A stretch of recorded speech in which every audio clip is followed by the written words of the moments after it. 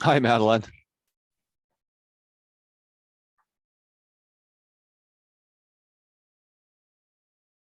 Hi, Madeline. Can you hear me?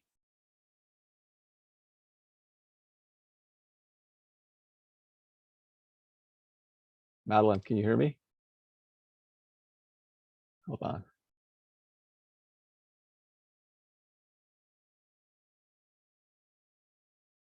Huh.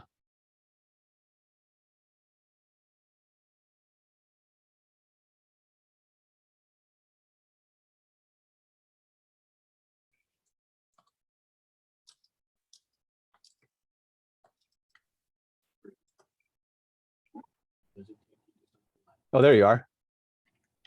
Oh, can you see me now? I can hear you. Okay. And I can hear you too. I guess because I'm an attendee and not a panelist. I see. Okay. That's why. Oh, this is interesting. Now, so now I get to see what the public sees when they go into the planning commission meetings. Yeah. So do you want me to open, or do you need me for anything, or just basically to open the meeting? No, because I'm logged into the city's account now, or our department's account. Okay. So I think I have to take it from here. Okay. If you made me a panelist, no, I can't do that. No, I can't co-host. I don't know how that works. Because when I do the planning commission meeting, I always make one of you guys a co-host. Yeah. And I don't even see that as an option. You don't? I see promote to panelist. Why don't you do that and then see if you see? Okay.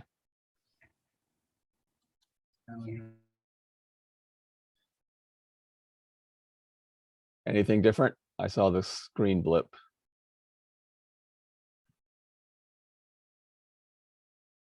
You're on mute now. Oh, there we go. Are you a panelist now? Oh, it says you cannot start your video because host has stopped it. I believe down in the panelist list of names, there is 3 dots at the bottom that you need to click, and you need to allow panelists to share screen. Oh, I see. Okay.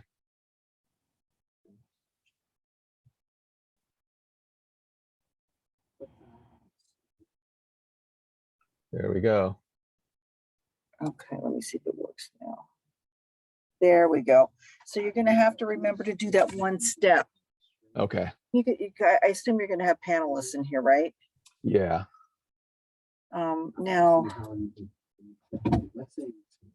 Now can you make me co-host? Where would that follow host? In my video box in the upper right, there's 3 dots. Oh, okay. Yep. All of our library. Okay.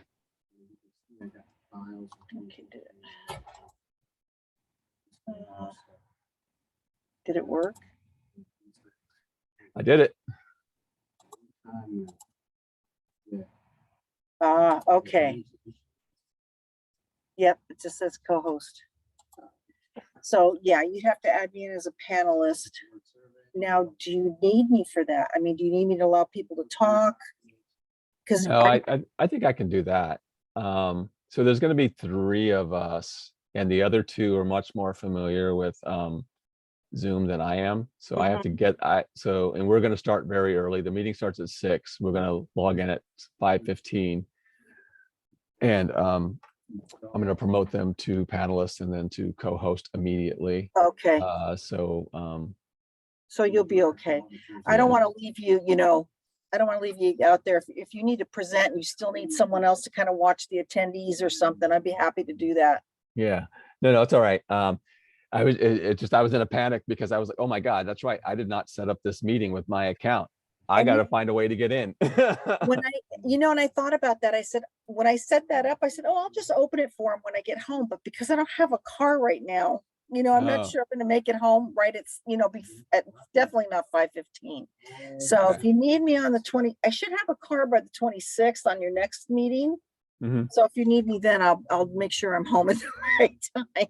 Sure. Yeah, I know. I wish I would have figured this out earlier. Yeah. But I was doing a dry run with the other folks, and I was like, just like, oh my gosh, I didn't even think about this because I haven't hosted a meeting from like the get-go. Like I always join, and it's easy to join. So the only thing, just remember those 3 dots. Otherwise, you're not going to get any video for Yeah.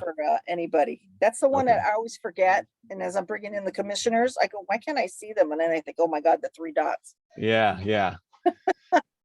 Okay. Okay. I'm on Teams. I have Teams on my phone. So if you Okay. need me, just go ahead and team me and I'll just Sure. find my phone by me. All right, cool. Cool. Thank you so much. All right, Michael, talk to you later. Okay. And you're Bye. recording, by the way. So when you do your test, I don't know if you want to pause that when you let your folks in.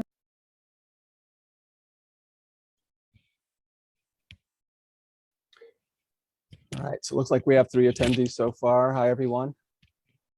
We are the, yeah, I think you have to bring them into the room. Are they here? Did you admit them? Well, they're attendees. I want to make sure. Aros, if you can hear me, can you? Yep. Yeah, he can hear us. Can you raise your Okay. hand? Yeah. So let me get the presentation loaded up. And then we'll wait for a few more people to join us.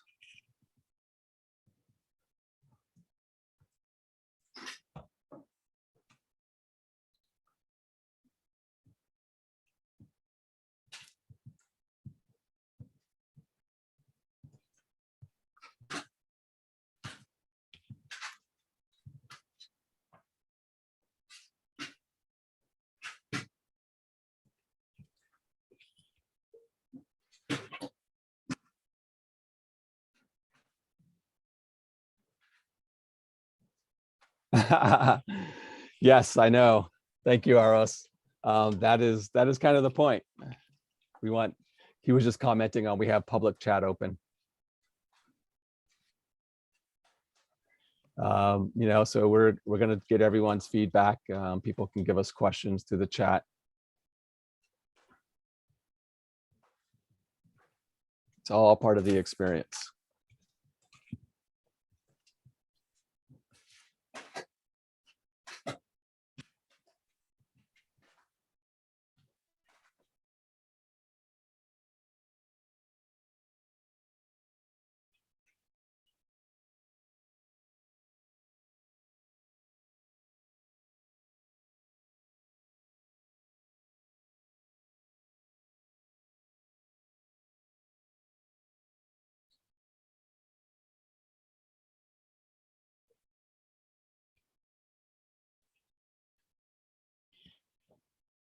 All right, everyone. Let me see. We have 8 participants so far, so we're going to give it a few more minutes before we start rolling on the presentation.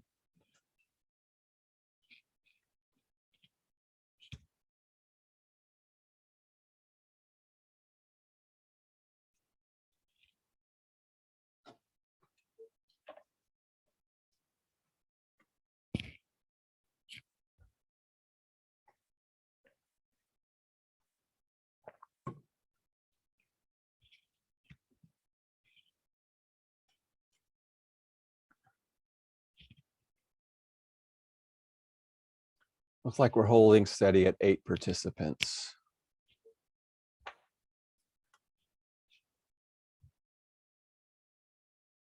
So it's 6:05. So Josh and Evan, can you guys both see the presentation on your screen? Yes, Great. looks good. Thanks.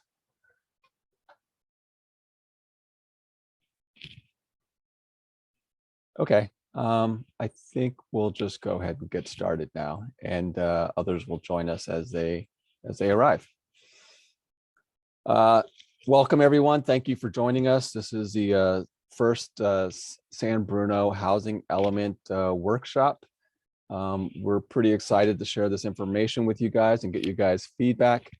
My name is Michael Smith. I'm the city's senior planner. I'm also leading the efforts on the housing element. So this is part of our outreach efforts. We're doing this with Let's Talk Housing. It's a county-wide initiative to help promote the housing element process. A little bit before we get started, for those of you who haven't used Zoom, though I'm surprised, I would be shocked if anyone hasn't used it yet, but there's the mute button up in the upper corner. We have the participants list. You can click and see who's participating. We have the chat, and you can put your questions in the chat as we move along through the presentation. And you can also give us reactions.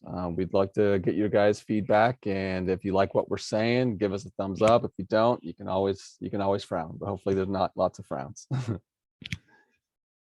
So use all this to kind of share your thoughts with us. We are recording, and so we will go back and look at this information. So we're not trying to take a lot of notes right now. We'll take what we can, but we will come back and review the recording to help us in our preparation of the housing element. Other things to keep in mind is be respectful to one another. Don't interrupt people while they're talking. There are no right or wrong answers in this process. Everyone has their own opinions.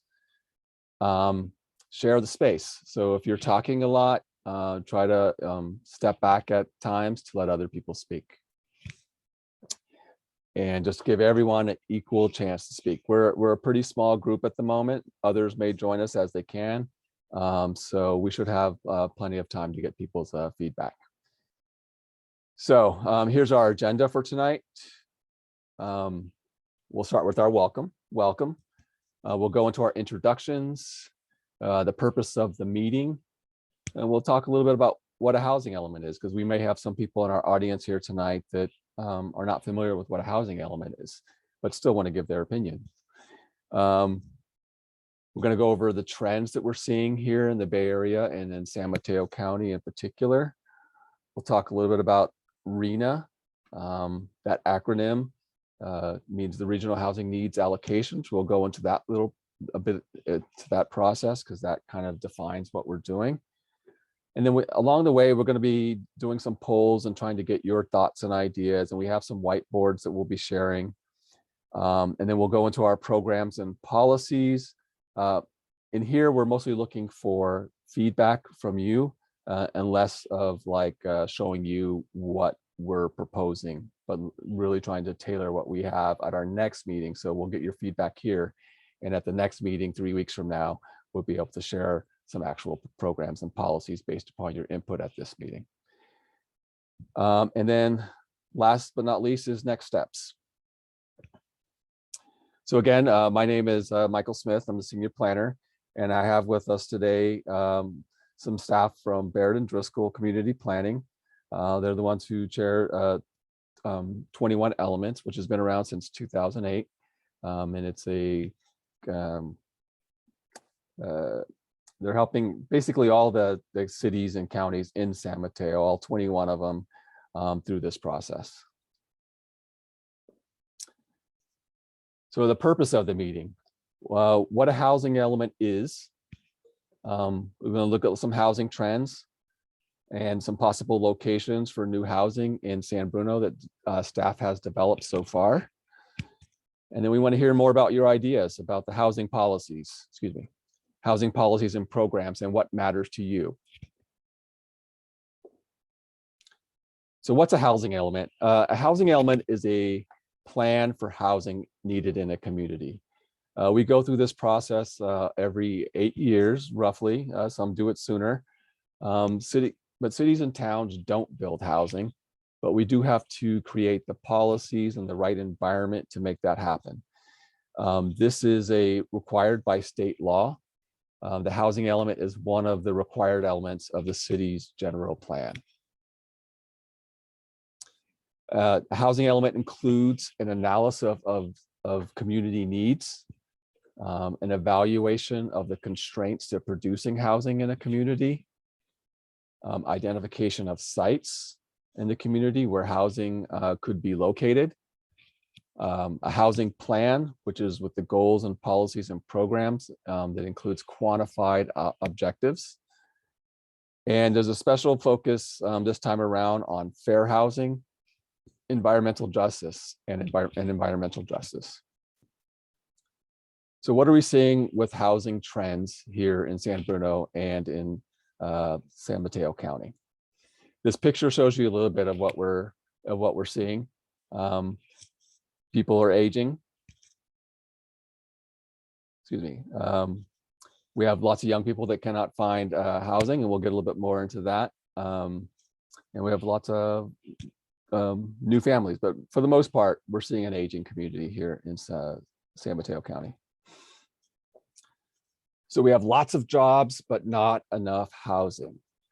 So over the past decade or so, there's been an increase in about 100,000 jobs in San Mateo County and only 10,000 housing units.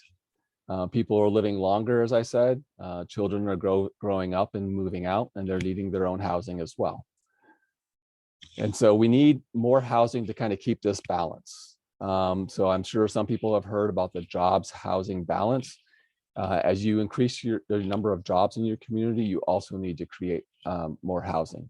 Otherwise, there's a dynamic where you get haves and have-nots. So it's easier to produce market rate housing. It's more challenging to produce housing that is below market rate. And that's where the city has to come in and create the right kind of environment and the right kind of incentives to make that happen. And when we have a shortage of housing, we end up with higher rents and higher housing prices, as we will see later on in the presentation. So as I said, jobs are increasing. And so this graph right here shows you what's been happening over the past, like from 1990 to 2018, so the fairly long time. And you can see that there was a dip around the recession. That was kind of the low point, but there's been a steady climb since then. So lots of jobs, and also the access to a lot of those jobs are in tech, and then they're kind of unbalanced. So we're having jobs in tech that are very high paid, but then we're also having a lot of service industry jobs that aren't very high paid, and that has impacts on our housing situation. So this is a look at San Bruno's population since 1990. So as of today, we're roughly at about 45,000 and a half people in the city, and that's expected to continue to climb. And this also shows you the population of 773,000 people in the county as a whole. So as I said, the housing production is not keeping up with the number of jobs. And so this is a graph that kind of shows you what our housing production has been. And you can see here that in during the 70s, early 70s is where we were at our peak of housing production. And ever since then, it has dropped off precipitously. And so as I said, rents are increasing. This is the look at rents since 2009. You can see is a steady increase. And I think if you were to take a look at them right now, they've gone up even higher. But San Bruno is slightly above the average rent for, or the median rent, excuse me, for San Mateo County, and well above that of the overall Bay Area. So we're looking at, and this is for a one bedroom or studio unit. And so we're looking at $2,250 a month for a one bedroom or studio. So what does this all mean? It's expensive to live here.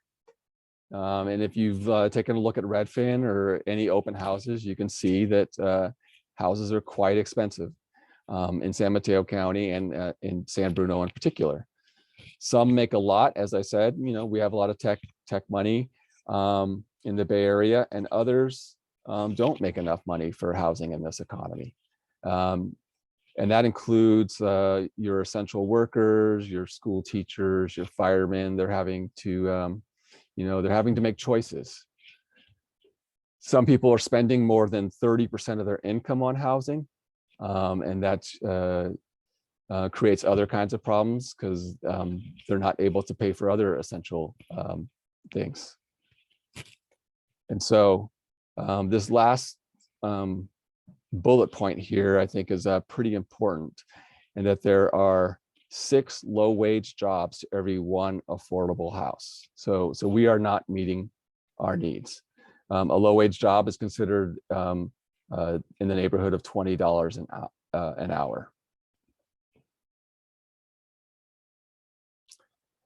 So it's expensive to live here. So this table shows you what some of the annual salaries are and hourly wages are for some of the people that live and work in our communities. And so a grocery store clerk has an hourly wage of roughly $15 an hour and an annual income of $29,000. And so forth and so on. A hairstylist, $20 an hour. A medical assistant or preschool teacher, roughly $52,000 a year and $27 an hour. And a school administrator or social worker, $45 an hour and $86,000 a year. And then I want you to note the median income at the top of this table is $121,800 for San Mateo County. So if you were renting a house and you were at this and you were a barista or stir clerk, you would be expected to pay roughly $2,000 a month for a 1-bedroom or studio, and that would take up approximately 81% of your income. And as you go on down the line, a hairstylist, 62%, medical assistant or preschool teacher, 45%, and a school administrator or social worker, 27%. So where you want to be to make housing relatively attainable is at 30% of your income. So you can see that only really works for this higher wage earner at the bottom of the scale here. So folks in these categories are tending to have to spend way too much money on their housing expenses on a monthly basis. So what are the impacts when people are paying of not having enough housing? So we end up paying too much of our income on housing, as I've said before. And when we do that, you don't have enough money for other necessities. Things come up, you have medical bills, you have groceries. So when we're paying too much for housing, people have to make choices in these areas. We've also seen overcrowding and unsafe living conditions. So folks are doubling up in housing to make ends meet and keep their housing costs as reasonable as possible. And then they're also living in unsafe living conditions. Some housing units that are not permitted or have other deficiencies, whether it be building code related or otherwise. And those are unsafe. We don't want people living in those kind of conditions. People are also moving further away. They're having to commute for long distances. So they may live in a far-flung community on the other side of the hills in the valley, and then they may make a 2-hour drive to work every day. And we're seeing that the effects of that on our highways and streets, and that we're seeing a lot more traffic than we had in San Mateo County even 10 years ago. And then last but not least, some people are just having to leave the Bay Area altogether. I know Atlanta and the Sun Belt are popular places where people can find housing at a reasonable price. This is some data specific to San Bruno. So what we have here is a chart that looks at the area median income, which we know from the other slide was $121,000 a year. And what this shows you is that we have this many households in San Bruno, 14,986, 261 in San Mateo County overall, and 2.7 million in the Bay Area. Now, if you are making less than 80% of area median income, which is this the green bar and below, so the blue-green bar, the green bar, and the blue bar, then you are more likely to have issues paying for housing.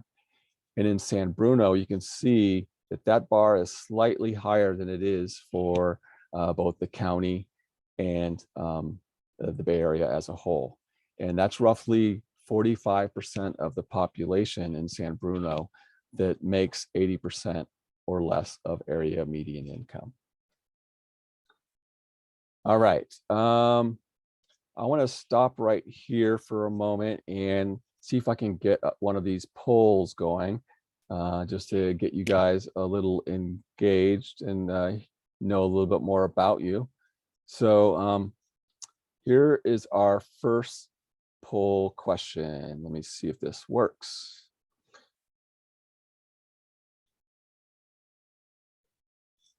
All right. What is your housing situation? And I see that we have 9 participants with us. And if choose the closest one, if it doesn't exactly match your circumstances. Thank you. Can we get, we might be able to get 100% participation here. We have 5 attendees, so 4 panelists. Oh, okay. All right, then I will end the poll right now. So it looks like our room today is primarily, or all, completely all, comprised of people that own their homes.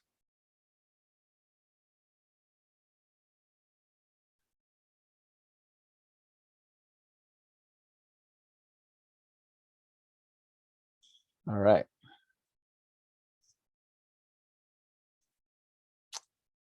Let me see. We're going to do another poll here.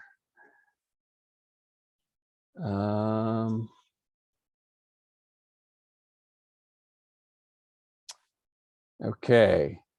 This one is on household size. Since we were talking about overcrowding, I'm going to launch this poll. How many people live in your household?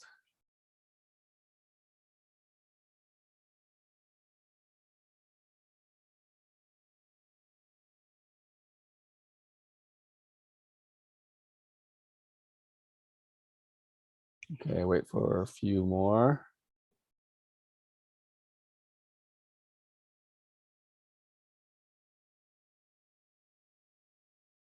All right, I'm going to end this poll.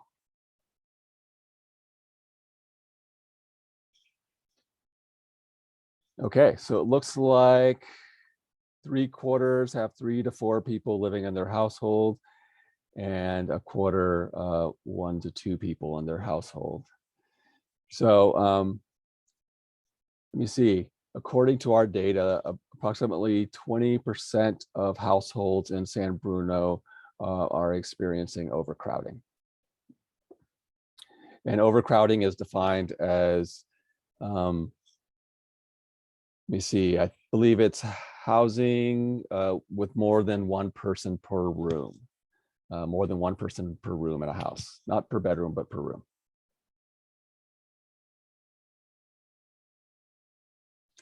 All right, let me get back to the presentation.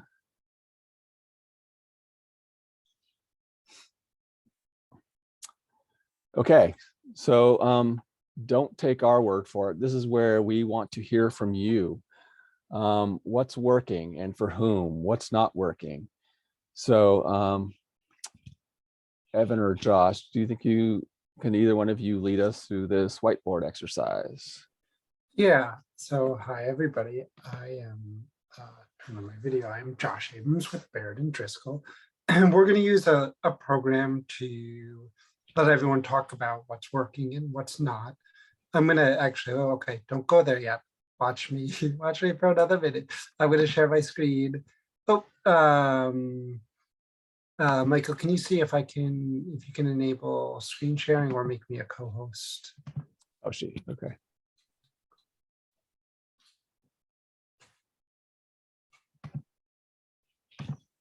You want me to stop sharing? Yeah, why don't you stop sharing? Okay. Let me try. Now you still need to make me a co-host in order to share. Oh, now I got it. Great. Yeah. Okay. Got it. So I'm gonna go over real quickly how to use this program. It's not too hard, but if you struggle with it, just tell us and we'll write it in. So this is really about housing needs, what's working, what's not, and other thoughts. We'd sent you the link to this, but we'll send it again in a second. You can grab and move things around just by clicking and using your mouse or your pointer. What we're going to do is we're going to take these sticky notes down here and we're going to write what's working, what's not, or other thoughts. So click on it and then drag it up and then start typing thought here. Or if it's already where you want it, just click on it and start typing. If you mess up, don't worry, delete it, grab a new one. If it's too hard, just put in the chat your thoughts and we'll create a sticky note for you. And then we'll come back. We'll do this for maybe 5 or a little more than 5 minutes, give everyone a chance to jot down some thoughts and go from there. Does that make sense? I think I'll just keep my screen up so everyone can see what's going on, but put in the chat if you have any questions. The link is in the chat now. The link is in the chat. Cool. There's no way to let people unmute themselves. Is that possible? Yeah, we can yeah, I'll unmute everyone. Why don't we unmute everyone? It's a small enough room that That's true. It's a good idea. okay. I Feel free to defer. talk also, but what's working, what's not, and other thoughts. Hold on. Or put in, just tell us what to put in chat in if you don't.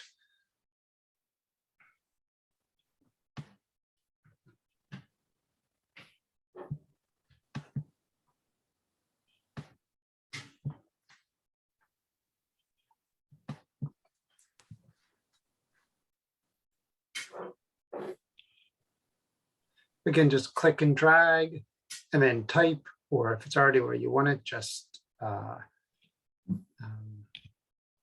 start typing. Just click on it and start typing. There's also in the bottom right, if you want to zoom in or out, there's a zoom control.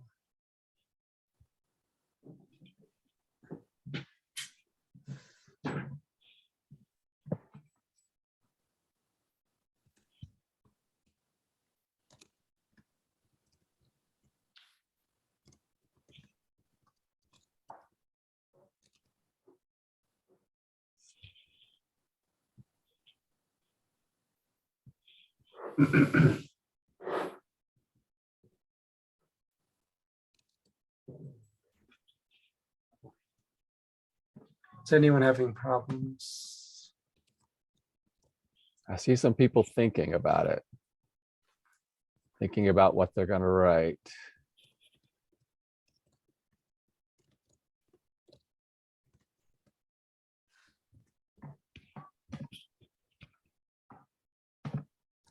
So again, you just drag your sticky note to the area where you want to put it. And then you start typing in that box and there's your comment. I'll move a couple over so people can just click on the sticky note and start typing if you want.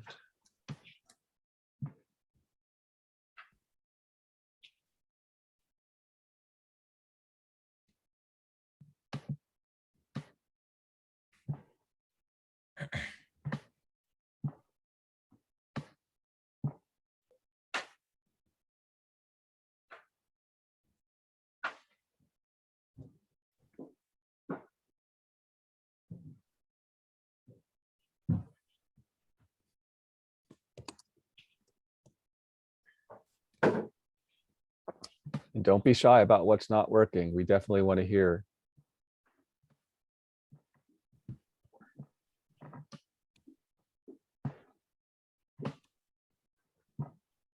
We'll try and keep a steady supply of sticky notes, but there's more below if you need them.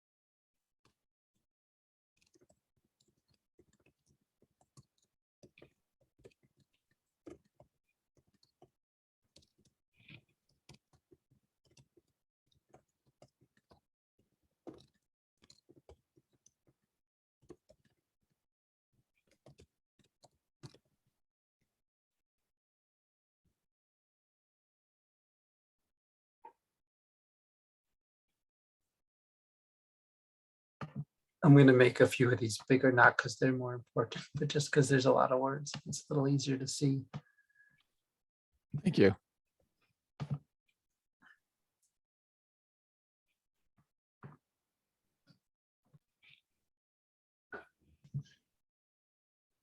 Michael, do you want to read a few? Sure. All right, what's working? We have a diverse downtown that is walkable, a great hub to build housing around. Very true. What else is working? We do a steady stream of people doing stuff like expansions, second floor additions, and ADUs to meet housing needs for their families. What's not working? Downtown seems underdeveloped and a perfect spot close to transit and ECR to put housing. We need more housing around the new Tanforan office development. We are not making the connection between retail and housing. We theoretically have an excellent plan for transit corridors, but exactly one building so far has actually been built in nearly a decade. Very true. Single family zoning right next to transit. That is not working. Good point.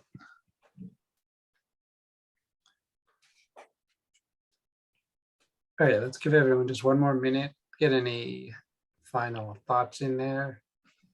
And if you're having trouble using the tool, feel free just to chat us your thoughts. We'll get it in there, but then we'll keep moving.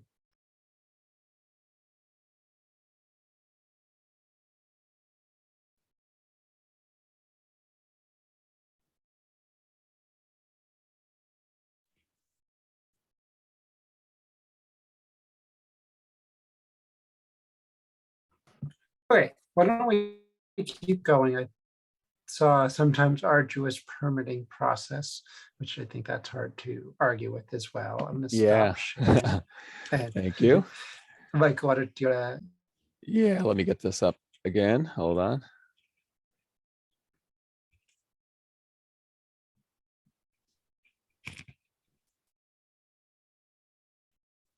All right, so this is our mural exercise.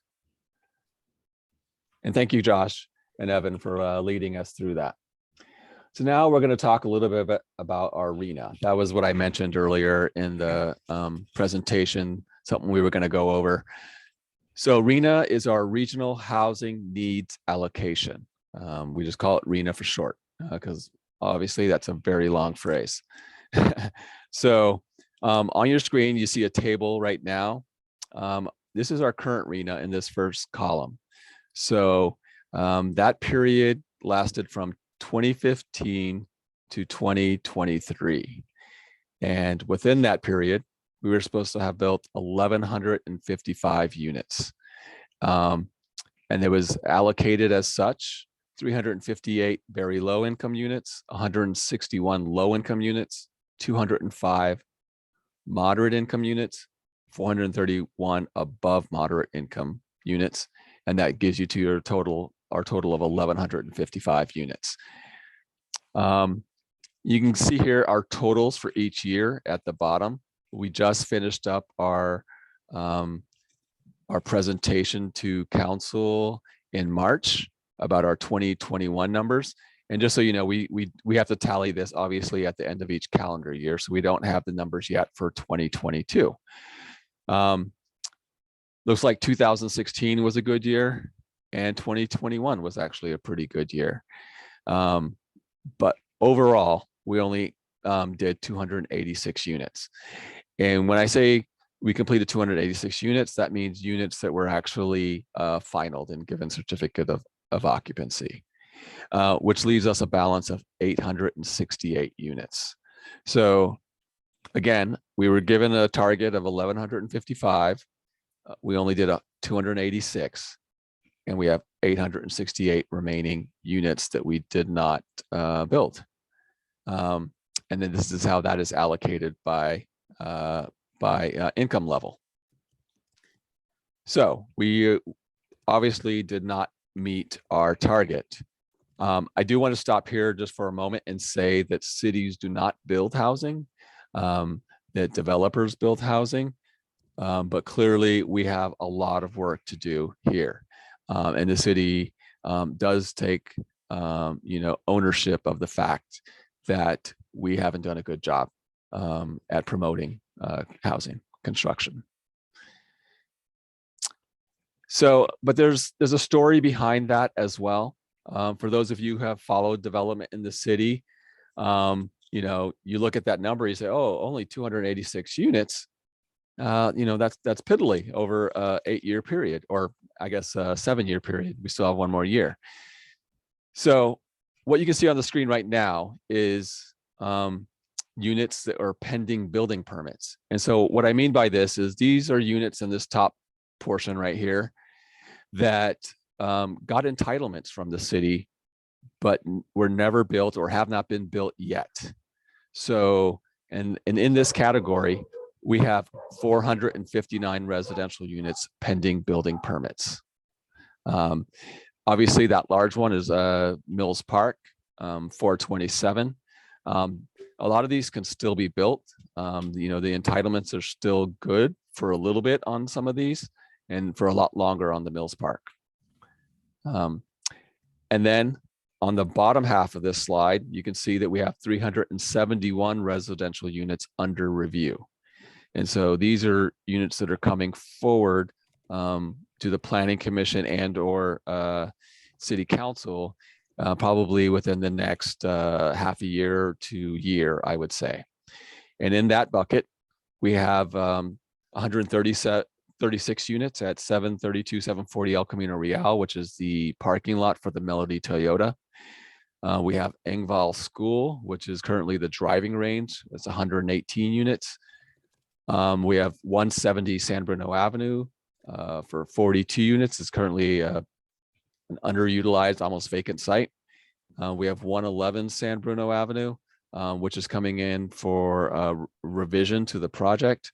And then we have Glenview Terrace, which was just heard by the Planning Commission in April.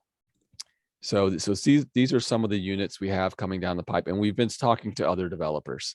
So clearly there's stuff going on, albeit 459 still wouldn't have gotten us to our 1155 total. But it just said, I just wanted to point out that the 286 doesn't really tell the whole story, because once we entitle a project, we're really waiting on the developer to submit building permits to actually build it.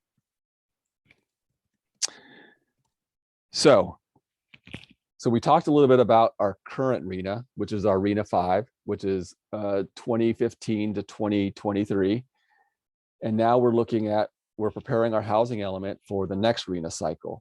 And this is from 2023 to 2031.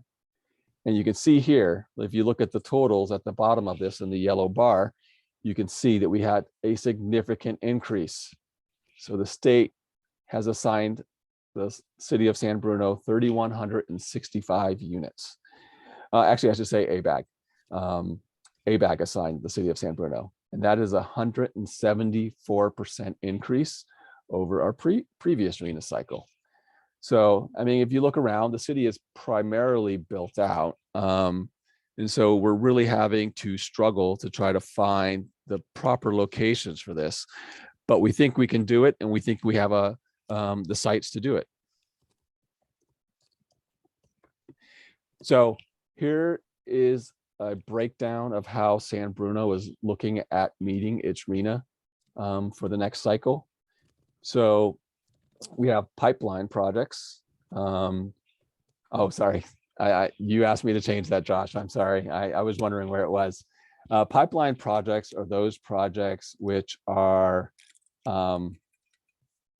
already under review and in the department. And so we have 670 units in that category, which we are applying to this next RENA cycle. And then we have vacant and non-vacant sites. These are the sites, and I'll go into this in a little bit more detail. These are the sites that have just underutilized, some of which are actually vacant, such as 850 El Camino Real. But we're estimating 1,293 units on those sites. And then going back to the sticky note, I saw someone mention Tanforan, and that if you are following the city's development, you know that Tanforan was purchased by an office developer. However, the city put out a document expressing their vision for the site and requested, or actually specified, I should say, that there at least be 1,000 units of housing on that site, intermixed with the office development that may come, or the mixed use development that may come. So that's 1,000 units right there. And that's a lot for one location. And then we have accessory dwelling units at 345. Over the last 2 years, we've averaged between 45 and 50 ADU approvals. And so we think that we can meet this target over the next 8 years. And then last but not least, we have the Bay Hill specific plan, which was passed in late last year. And that accounted for 415 units in that plan. And that brings us to a total of 3,723 units. Now you'll see over here on the right-hand side of this column, it says 3,640. So you might be wondering, well, if we got 3,100, if we were assigned 3,165 units, why does it say 3,640 units? And that is because that HCD, who is going to review our housing element, recommends that every community include a buffer because they have a policy called no net loss. And so as sites get developed, they're expecting them to be developed at the densities that we have specified in our housing element. And anything less than that, then we have to come up with other sites to meet that shortfall. And so they want us to include a buffer. And so that brings us up to 3,640 units. And so we think we found sites for 3,723 units. And so let's take a look at those sites. So here's the list of sites that we've identified. This is a list of vacant and non-vacant sites. At the top of that list, it's mostly ordered by number of units, the density on those sites. So Tanforan is obviously at the top. We are expecting to initiate a master plan for the Tanforan site to get those 1,000 units sometime within this year, hopefully, at least initiate that process. And then so forth and so on. I included the names that people tend to know about these sites. such as San Bruno Gas or Bedroom Express, because people might not necessarily know them by their addresses. And so you can take a look at the site. We have Chili's, 100 units at $8.99 El Camino Real. We have the Walgreens site, 150 units at $333 El Camino Real. And so you can see that a lot of the sites are, a lot of the larger sites are being focused around El Camino Real. And that is by design. And that's because we have the transit corridors plan, which was adopted by the city in 2013. And so that brings us again to our number of 2708. And that's just for the vacant and non-vacant sites. This is a map of where those sites are located. So you can see that San Bruno has, I think it's 10 different census tracts. And so those are shown overlaid on the city of San Bruno. We have the outline for the transit corridors plan shown here in this purple/magenta color, just so you can see how we are focusing a lot of the units within that area. And then over here, we have site number 14. This is the Tan Fran site. And then far afield over here, next to the highway, is the Ingval site at the number 6 site. And then these are the two Bay Hill sites in the Bay Hill specific plan area. So you can see that the sites are really more concentrated along the El Camino Real corridor. We think that that's a better place for housing. And we think it's the most reasonable location where we're going to see a lot of housing. That is because we have the plan, the transit corridors plan, which allows people to build at these densities that we need to get these housing numbers. And also in the hills, there just aren't that many sites.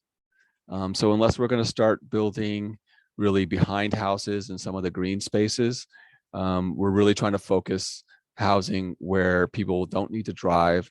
They're close to their amenities. They're close to downtown. They can do a lot of their daily stuff without having to drive. Because another aspect of this is that a lot of these housing units will have less parking than we're used to, and that's a whole nother discussion that we'll talk about. But I mean that is another reason why we should put it here. Okay, so looking at our sites lists, I want to know from you that are here with us tonight, are there any sites that we missed? We did our best to capture the sites, and we're going to need to prove to HCD that these sites we think will turn over in the next 8 years. And then we have to prove to HCD that the numbers that you saw here, so let's go back to that these numbers are realistic. And by the way, we got a lot of these numbers from developers, many of which who have already spoken to staff about what they can do with these different sites. So that's what some of these numbers came from. Other ones are based upon what we've seen from other sites. So for instance, I talked about 732 to 740 El Camino Real, which is the parking lot south of the Melody Toyota showroom. The developer can get 136 units on that site, which is not very large. So when you start to extrapolate that out to similar size sites, that's kind of how we approached it, but we had to look at some of the constraints for those particular sites. And so we adjusted accordingly, but that is somewhat how we arrived at some of these densities. So again, we want to hear from you. Is this realistic? What are your thoughts on how the city is approaching the sites? And our approach again is to concentrate those sites within the transit corridors plan and in areas that are already zoned for this. So, and that's another interesting portion of this, is that We're not expecting a lot of rezoning as part of the sites list that you see here. The main rezoning that will happen will be at the Tan Fran site, and that'll be a master plan. We think that the rest of these units can really be accommodated in our existing transit corridor specific plan area. So, good question. So, someone asked if San Bruno has had the transit corridors plan since 2013, why hasn't the development of housing occurred and what will change? That's a very, very good question. The difference is that when the transit corridors plan was passed in 2013, they didn't rezone the properties at the same time. So we had a specific plan and we had a general plan that said that mixed use housing was permitted on the site, but the underlying zoning did not. So we had to go through a very complicated process of rezoning those sites as part of the entitlement process. And that took a really, really, really long time. In April of 2021, those sites were all rezoned. So now we have conformity between the transit corridors plan, the general plan, and the zoning. So there's no need to rezone in the process. And so that makes it a lot quicker. Things generally stay at the planning commission level now for approval. And, you know, as part of our plans and programs, you know, we may decide that we need to expedite that even more.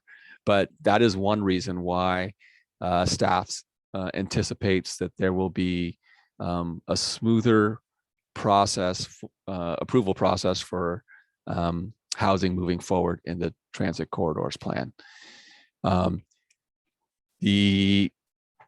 then lastly, the current housing element actually had a program in there to do the rezoning for the transit corridors plan area. It was supposed to be done within, I believe, 1 or 2 years of the housing element adoption. So that would have put it at 2016, 2017. However, the city had other stuff on its plate at that time, still dealing with the blast up at Crestmore Canyon. And so it wasn't as much resources put towards it. And so it didn't happen until a few years later in 2021. But very good question. Town center, has town center been evaluated? We did look at the town center as a possible location. The hard part about that is we would love to see housing there. The hard part about it is that it's a thriving retail center. You know, it's not doing as poorly as Tan Fran is across the street. And so it would be hard to prove to HCD staff that we thought that this center was going to turn over within the next 8-year cycle of this housing element. And so that's really the crux of it. We can only put sites on there that we think are going to turn over into housing within this next cycle. If the owner of town center comes forward for a development proposal to develop that site with housing, mixed use housing, we would be in full support of it, I'm sure.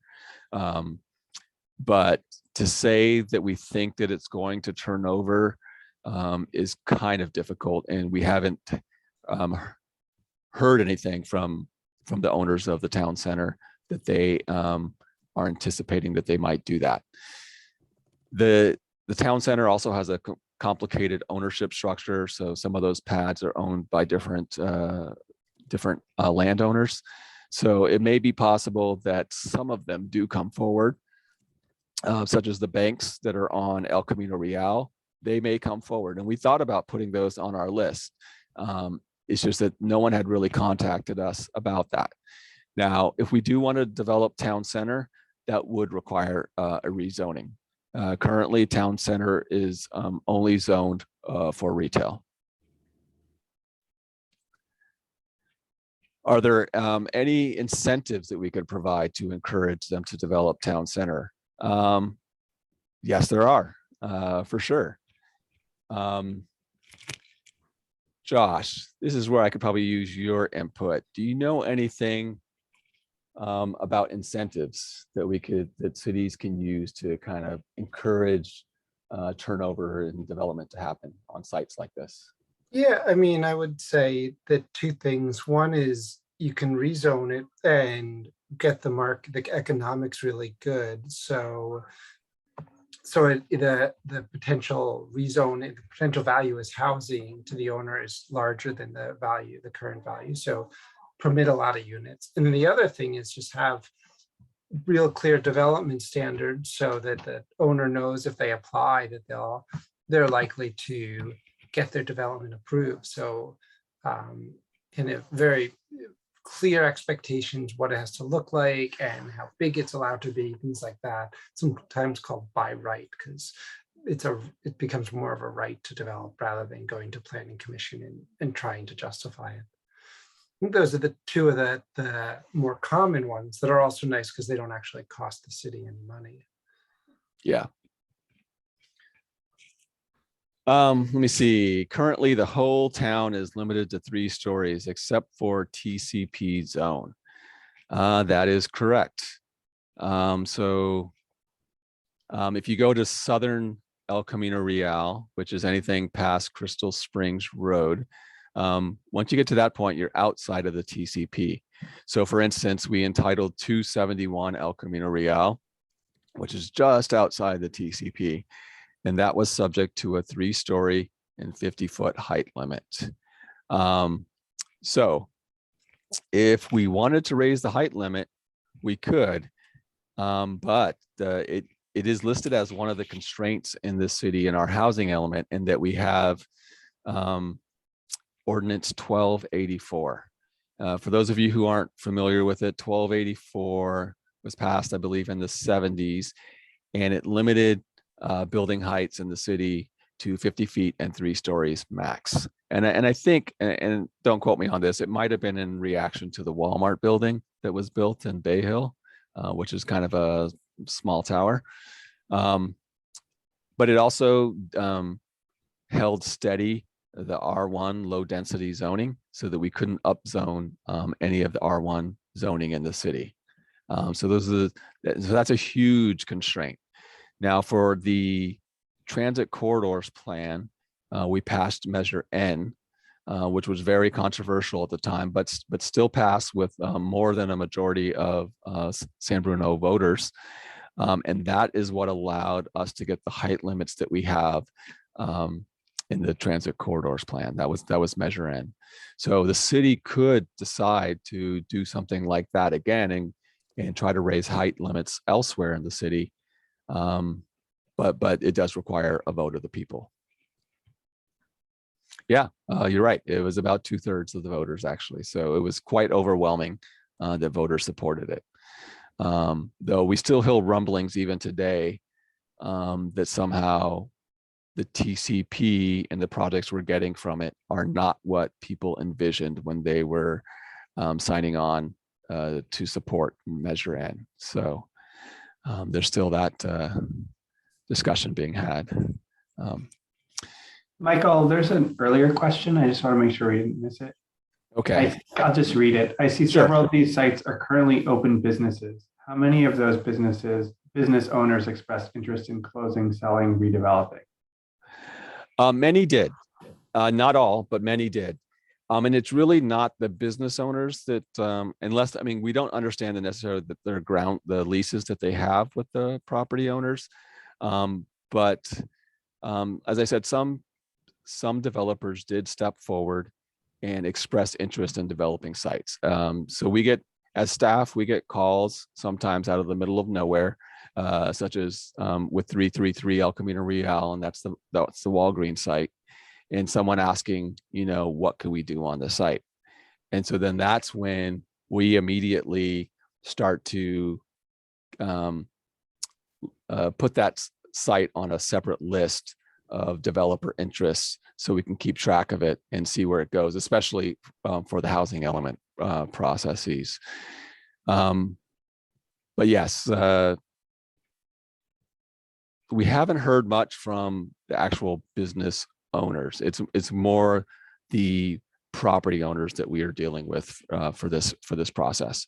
And what we've done is we have mailed letters to all of the property owners on our list of properties, just to let them know that we have included their projects in our sites inventory list as possible housing sites. So I hope that answers the question. Are there any other questions that we might have missed before we go to the next exercise? I think this is related, but how likely is it that non-vacant lots will actually vacate? How likely? I don't know. That's a hard question. Yeah, it's hard.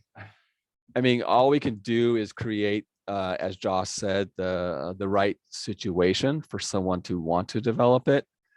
And if anyone kind of gives us an inkling that they want to develop it, then we immediately try to have further conversations with them, because they know more than we do about how many units they can put on the site and how feasible it is to do that. So, for instance, we entitled a hotel at 160 El Camino Real. And so for those of you who follow San Bruno development, you might know that already. That hotel, I believe, had 23 rooms, and the applicant for that project has already put it up for sale. Staff has received calls from developers wanting to do housing on the site, and they're asking how many housing units they can get. And so according to our general plan, it's not much. It's in the neighborhood of 10 units, I want to say 10 or 12 units. And that's because in that zone, there is a density limit. And so I believe it's 40 housing units per acre, or yes, 40 housing units per acre. And that's a really small site. It's about 10,000 square feet. However, but if you talk to them, if you gave them another story, they could actually get more housing on that site. So long story short, I mean, we're really relying upon the developers to tell us what's market feasible out there. And then the city has a Bmr Ordinance. So anything that comes in the door, automatically it's 15% affordable units. And we'll have to create incentives if we're trying to get more. And we've also seen an uptick in density bonus projects. And with density bonus projects, we get greater affordability. So that is another way. And that can be done, is my understanding, even outside of the transit corridors plan. And then we have also SB 35, Senate Bill 35, and that we have one project in the city of that nature, and that's the 732 to 740 El Camino Real project. Thank you, Aros, for providing a link to the transit corridors plan. Any other questions?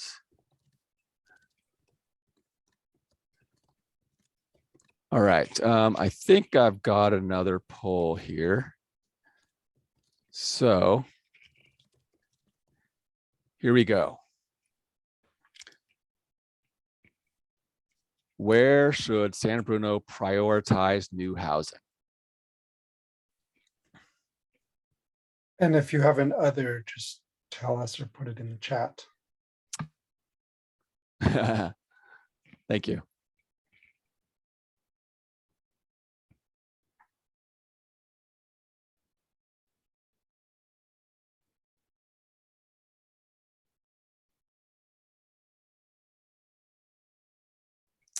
All right, give it another.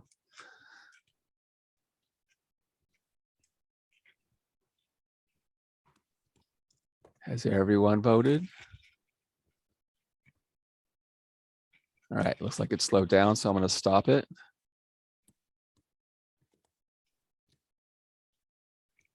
And so there are your results. We're looking at transit corridors plan, Tanforan, but most notably everywhere we can put housing. That's the right answer.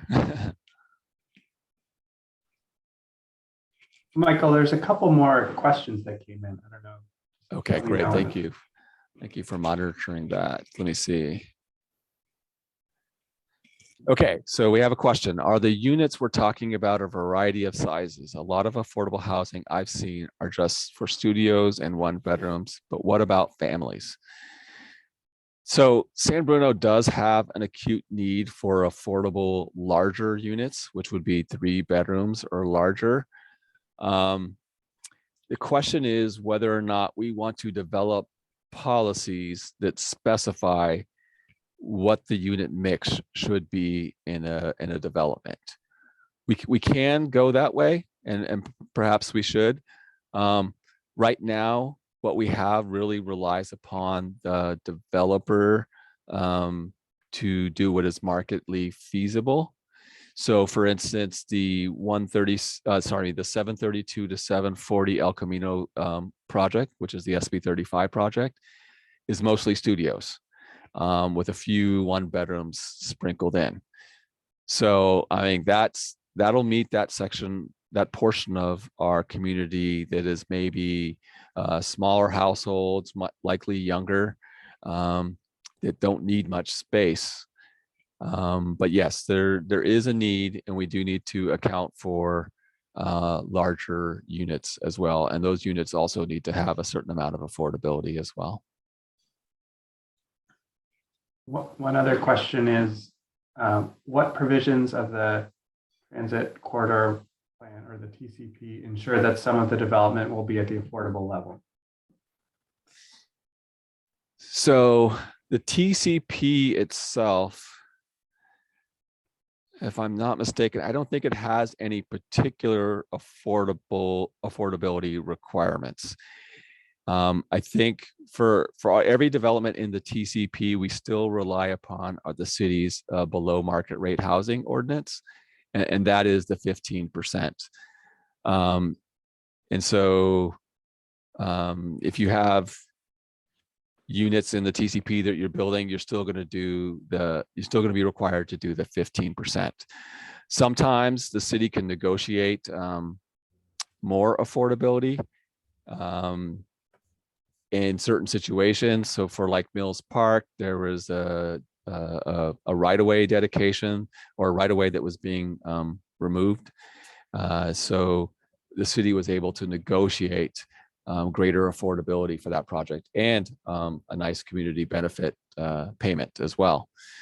But other than that, the TCP does not have any other specific affordability requirements. So we would be relying upon our density bonus ordinance or the other state laws such as the SB 35 and the development agreement process.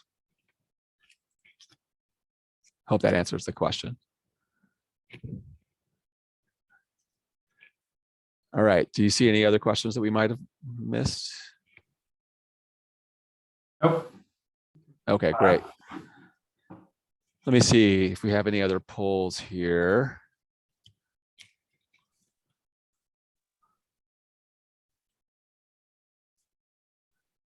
Okay, so we did.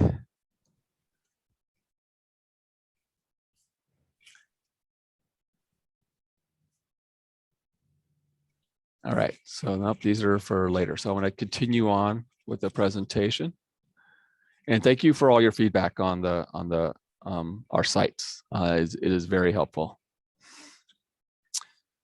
So another big aspect of the housing element is our policies and programs. We've started a list of policies and programs, but they need refinement. And so we're looking to get your feedback now. We're going to do another whiteboard exercise. And Michael? Yeah. I interrupt. Before you do that, we do have a couple more questions. Oh, okay. Thank you. Sure. have there been permit requests using SB9? We are currently dealing with one request. We are currently dealing with one request, but it's only an inquiry. It hasn't manifested itself into an actual application. The applicant in question is still trying to figure out how SB9 would benefit his development. Well, the city doesn't have its own SB9 ordinance, so we're still dependent upon the state law for this. And so I know some cities have adopted their own ordinances as it relates to SB9, but we haven't. And so, I mean, to make a long story short, we do have one inquiry about an SB9 project. And so there hasn't been a lot of talk in this particular arena. I know, Josh, we did a feasibility analysis through, who was it? Was it Eco Northwest that did that a feasibility analysis for us? Yeah, Turner Center partnership. And Turner Center. And what were the results of that? Can you remind me? No, I don't remember. I don't remember the results for San Bruno, but generally the researchers found there's not that many people who'll take advantage of it because you have a lot or more of the same rights through ADU law. So a lot of people will just use that tried and true path. And if you wanted to do a lot split, often your house is in the way. So if you have an empty lot, maybe there's an opportunity, but then if there's an existing house, which is in most cases, you're not going to knock it down in order to build for 800 square foot units. They're just too small. So most places, most people, I don't think there'll be dramatic uptick, particularly in a community like San Bruno, where we're not talking about 1 and 2 acre lots. Thank you. Yeah, and I do remember also that just the economics of San Mateo County, single family houses are quite valuable, quite valuable. So, and in many cases more valuable than smaller multifamily housing. I have one more question. Yeah, so this next question is, does the city have any publicly owned land like parking lots that could be used for 100% affordable housing with deeper income targeting? That is, yes, the city does have a number of publicly owned sites. Most notably, a lot of parking lots and right outside the downtown. And we are actively seeking input from affordable housing developers on the feasibility of developing those sites before we really put that out in the public arena. But preliminary feedback that we've received so far is that some of those sites are too small, at least for affordable housing developers, because they're looking to get a certain amount of units on there in the neighborhood of I want to say over 50 units, if I'm not mistaken. The city also owns a parcel. Let me see. It's where the CityNet Services is, and we're contemplating whether or not we would include that in the site's inventory as well. Josh, did you want to add something? But no, I was going to agree. 50 is generally the number you need for affordable housing developers to make it work. Yep. Exactly. And some of those parking lots are pretty small. So they just haven't seen the ability to kind of make those kind of developments feasible there.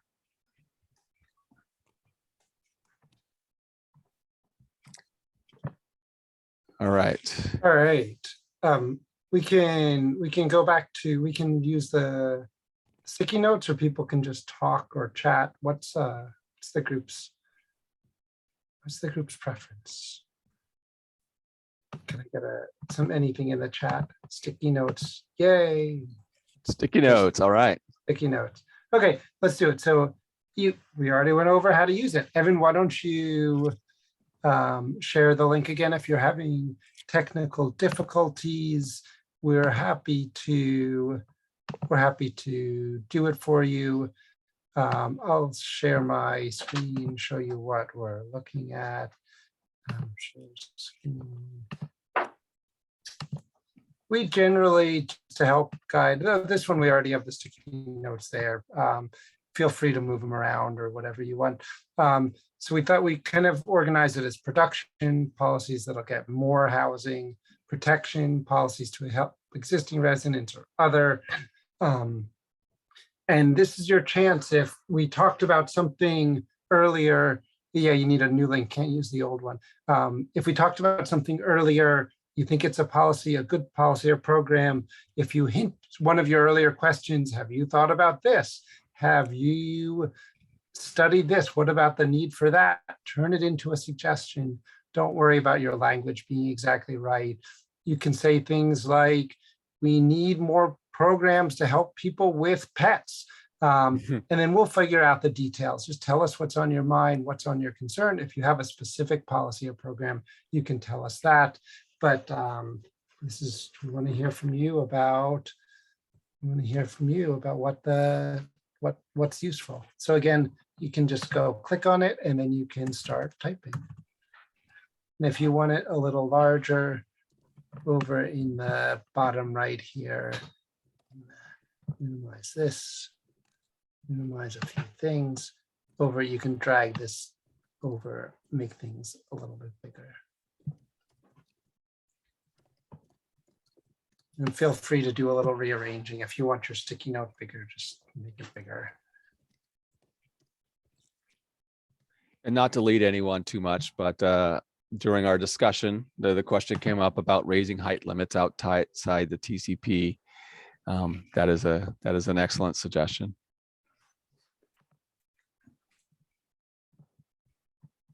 Yeah, I mean, I heard the hints of a bunch of things when people were hinting earlier that there were policies and programs on your mind. So if you would, just let's get them captured over here too.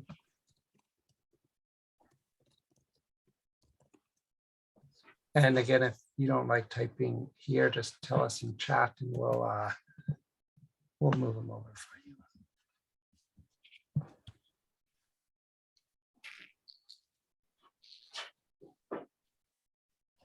So I'm just going to encourage everyone, if you have a policy position, like if you think we should expand the TCP, then say that, because otherwise we don't know. Otherwise, if it's really an innocent question, that's great. But what we like, if you have an opinion, it's really helpful to know, like, yes, we should expand it, or don't you dare expand it, because it's helpful direction.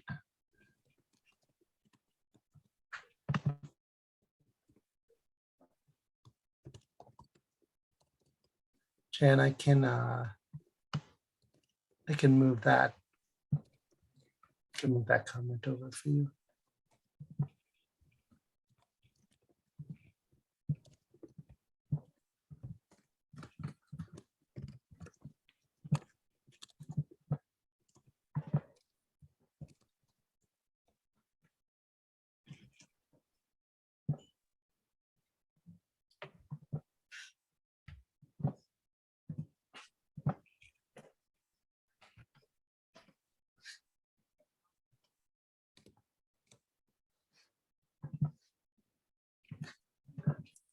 Well, I would say we have a pro-housing crowd. That's good.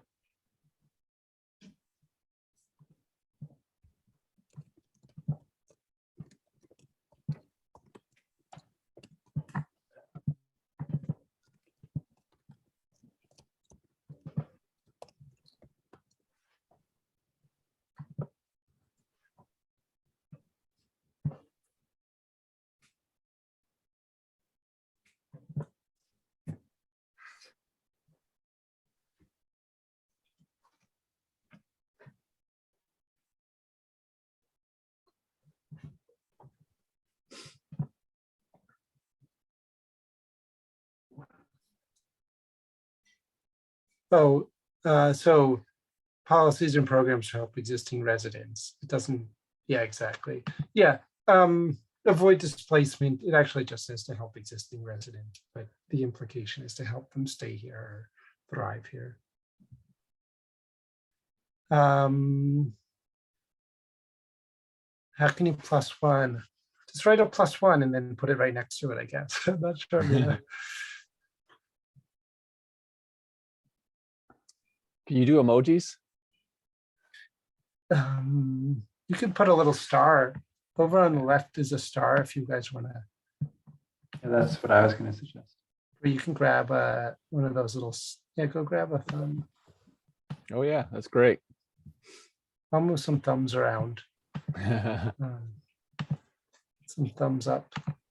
It's a little bit bigger. If you want to agree with other people's ideas, grab one of these thumbs I'm making for you at the top. You're grabbing them as fast as I make them.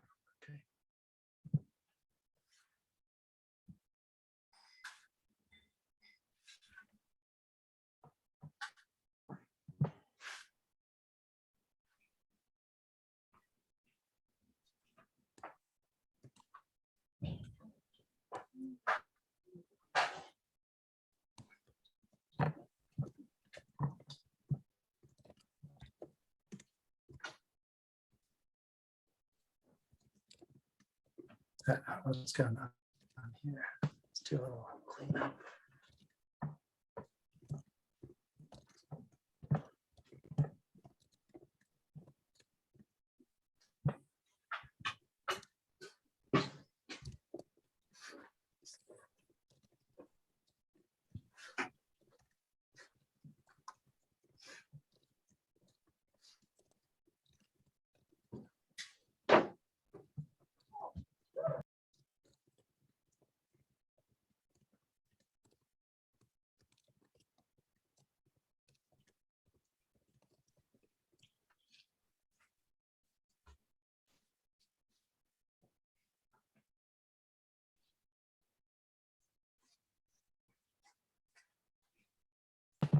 We need, looks like we're mostly done. Maybe we'll give everyone another minute. And then you can always email, keep working as we wrap up or whatever you need to do. Michael, why don't you start reading some of the comments while we'll give everyone another minute to finish. Okay. In the production policies to get more housing, we have expand the TCP, end single family zoning, reduce setback requirements to allow use of the whole site, downtown development. We need policies beyond the Bmr Ordinance to require more affordable housing. Would it be possible to get pre-authorized ADU designs, like maybe just look at a bigger, richer cities that have done that, and straight up steal them, steal their designs? I want to pause there for a moment. Josh, you know a little bit more about how this whole pre-design. I know Santa Cruz has done it, and I think that maybe Berkeley's done it. How has that been successful at creating? So generally, pre-approved designs are really successful at generating excitement, giving people some vision. Most cities that have done them have gotten relatively little use. Homeowners haven't tended to use them, though there's some models where rather than the city owning the design, they act more like a marketplace and connect homeowners to architects that have already had their plans pre-reviewed. And that's a nice model, I think, because you can get more designs on there at a lower cost. So there's some potential there, though it's not always the lowest hanging fruit, the easiest thing, the most giving the bang for the buck. Sometimes we like to work into some other ADU things first, but it is a one strategy that some cities have used with somewhere between, well, mixed success. Yeah, San Jose and Seattle have those marketplace ideas, and cities where it's worked the best tend to have pretty monotonous like housing styles. They were all built by one developer, like a Levittown or a Irvine or something. And and the pre-approved designs fit real nicely and all the lots are the same. Sometimes for more diverse communities, people end up just wanting changes because it's good they're going to be living with it in their backyard. But it's a strategy to think about. Thank you. Yeah. Are we going to run a ballot measure to expand the TCP height increase zone? And then now protection policies.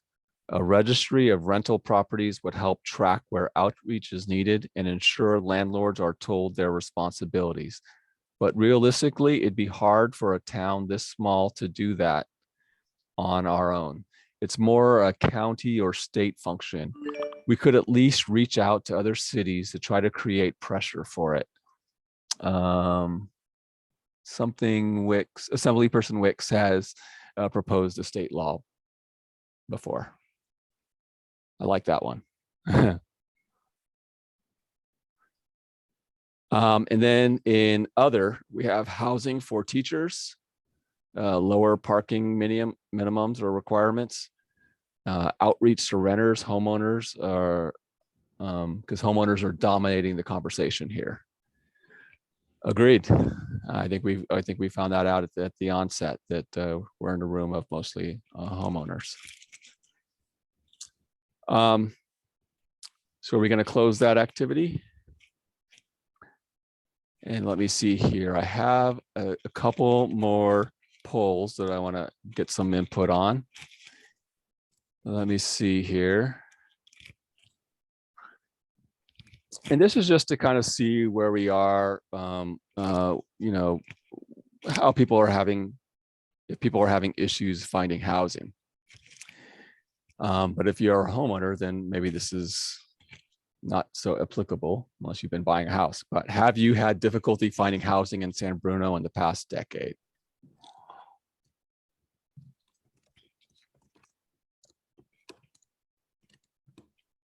And this one is a pretty straightforward one.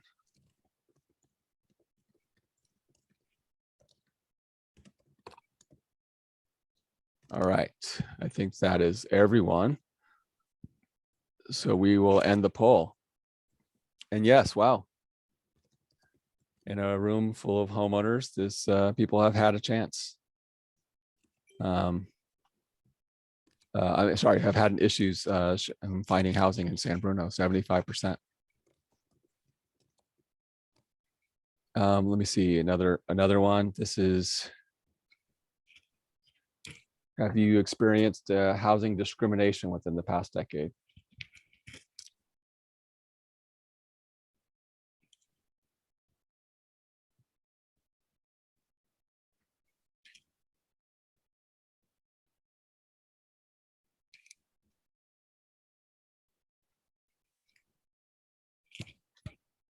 Oops.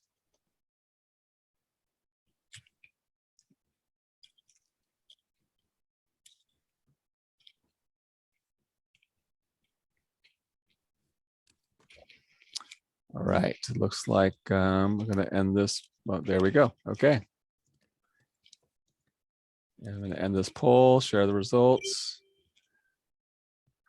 So it looks like half the people have experienced some level of housing discrimination within the past decade. It's very interesting. All right, let me go back to our PowerPoint presentation and see where we are.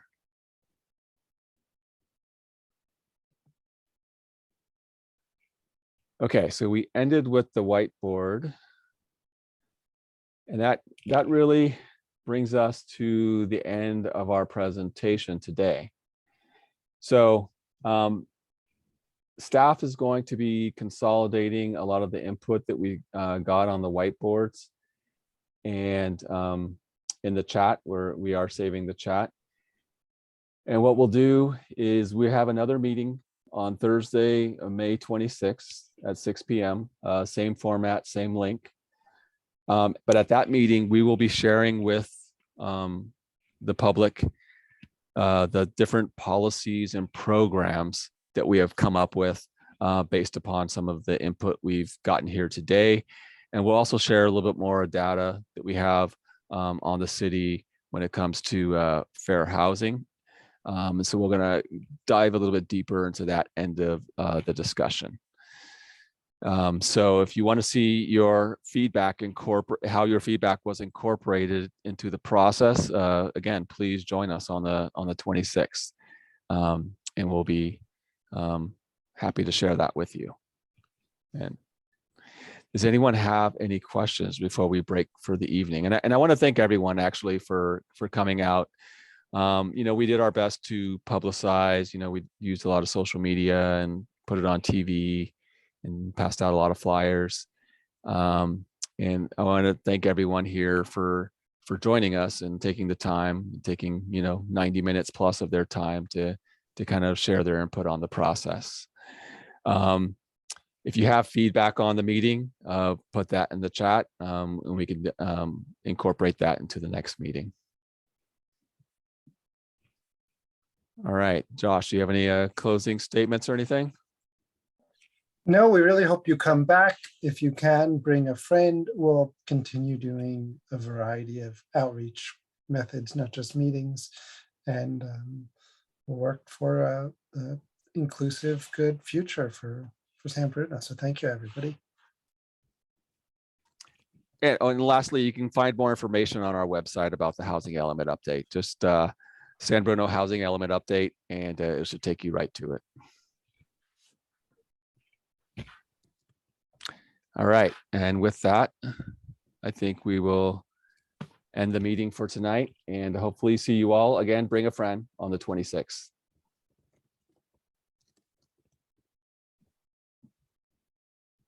Good night, everyone.